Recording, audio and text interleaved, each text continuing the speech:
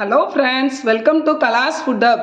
இன்னைக்கு நம்ம சேனலில் சளி இருமலை குணப்படுத்தக்கூடிய தூதுவளை சூப் எப்படி செய்கிறதுன்னு பார்க்கலாம். தூதுவளை இலை இந்த மாதிரி தான் இருக்கும். இதில் பின்னாடி முள் இருக்கும்.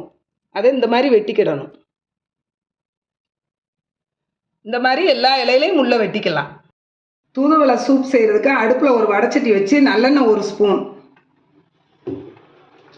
மிளகு 1/2 ஸ்பூன், சீரகம் 1/2 ஸ்பூன்,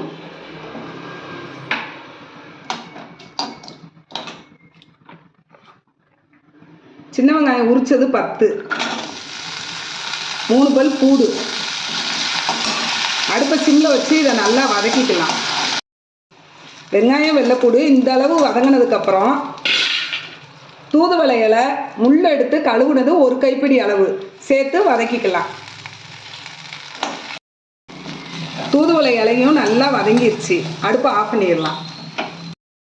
சூப் செய்கிறதுக்கு அடுப்பில் ஒரு மண்சட்டியில் 1 டம்ளர் தண்ணி வச்சுருக்கிறேன். வதக்கினது ஆறினோடனே மிக்சியில் கொரகொரப்பாக அரைச்சி வச்சுருக்கிறேன். அதையும் போட்டு கலந்துக்கலாம். கொதி வரட்டும்.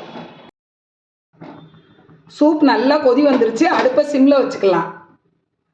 பனிக்காலத்தில் வர்ற சளி இருமலுக்கு தூதுவளை சூப் ஒரு சிறந்த மருந்து. அடுப்பை சிம்மில் வச்சு 5 நிமிஷம் ஆகுது. அடுப்பை ஆஃப் பண்ணிடலாம். சூப்பை வடிகட்டிக்கலாம்.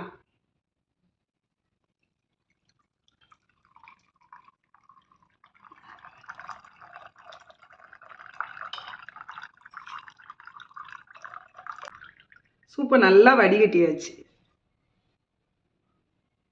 உப்பு தேவையான அளவு கலந்துக்கலாம். மருத்துவ குணம் வாய்ந்த தூதுவளை சூப் ரெடி. இதுவரைக்கும் நம்ம சேனலை சப்ஸ்கிரைப் பண்ணாதவங்க சப்ஸ்கிரைப் பண்ணிக்கோங்க. Thank you friends.